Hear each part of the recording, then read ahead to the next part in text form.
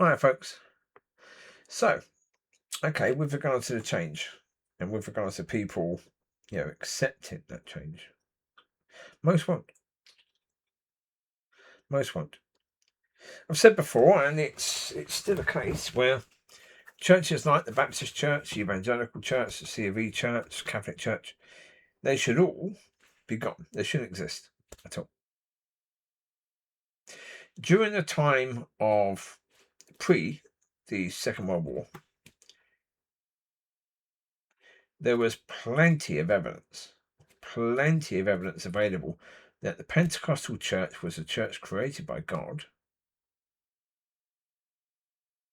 and the Baptist church, the C of E church, the Catholic church, the Evangelical church, they didn't want to see the truth. The truth was there, it was available, they didn't want to see it. They closed their eyes to it. Like in the time of Christ, how many closed their eyes to Christ? The high priest certainly did, didn't they? Oh, the high priest most certainly did. They closed their eyes to Christ, yes. Even though the evidence was there. All the evidence was there.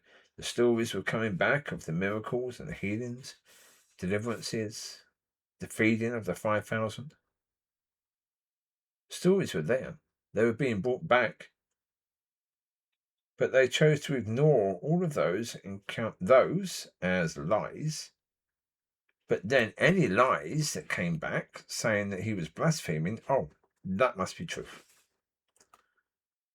Why? Because they did not want to change. Change is never easy. I say you've got that point that people say a leopard can't change its spots. No, but God can. God can do the work, yes. The problem is, if God is doing work in you, that work's going to be noticeable. You're going to feel it. Changing the leopard spots, you would have to change the DNA of the animal while it's living. God can do that, but I don't imagine it'd be a comfortable thing. But it's like a caterpillar turning into a butterfly.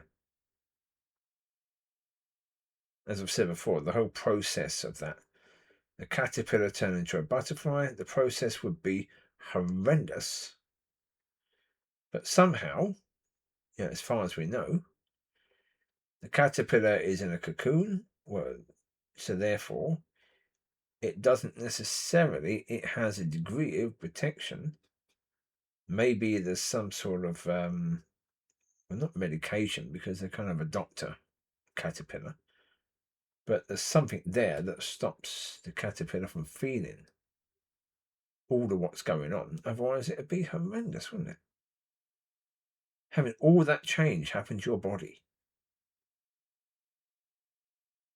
Well, so God changing you, it's going to be noticeable, it's going to be painful, and that's why people don't want it. That's why people make any excuse not to do it. Not to change. That's why churches didn't change from Baptist to Pentecostal. Most didn't. Some did. And well done to them. Absolutely. Well done to those who did, because that's brave. There's bravery in that. Yes. But most didn't. And we have to learn from that and understand it's going to be pretty much the same. Yeah. Moving forwards.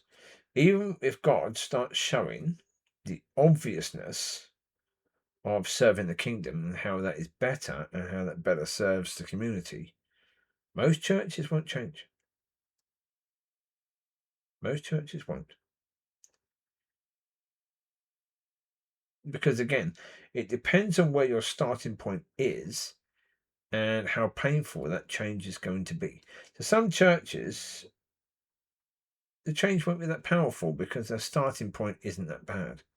To other churches, their starting point is a damn sight worse, and it's going to be a lot more painful to change. And so again, you go into it understanding that most won't. But that's the point. When you're serving the community, it's not about wins. It just isn't. What it is about is understanding that God is doing exactly what he wants to do.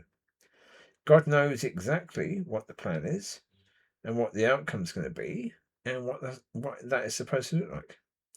And so therefore, yeah, in the end, you just trust in the one who can see the big picture. Because if you're trusting in what you can see and most aren't changing, that's going to be incredibly depressing, isn't it? Really. And so you don't do that. You focus on the one that can see the big picture and you trust in what he can see because you know.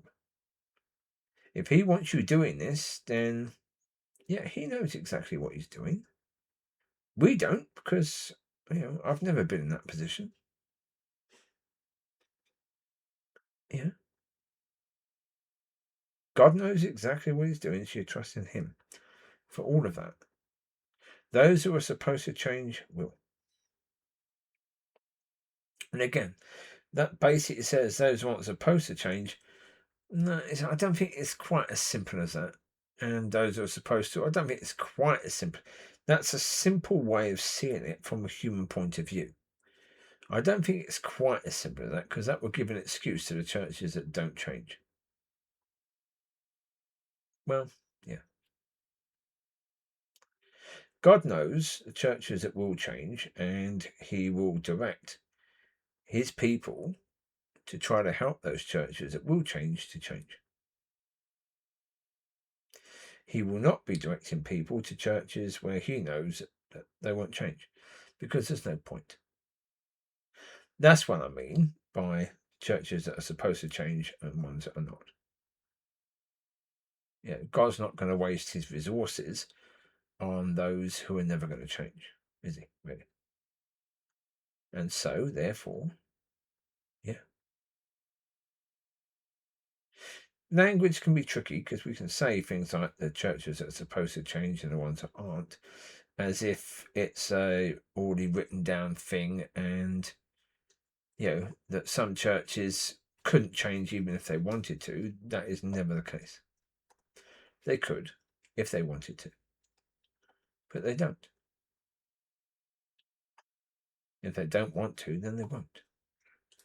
And God is not going to waste his resources, his people, on those places. There's no point. There are people in those churches who will change, and God's going to move those people out.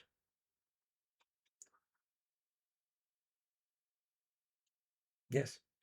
Because there are people in churches that when they see the evidence, they will run to these places that are doing things in that way.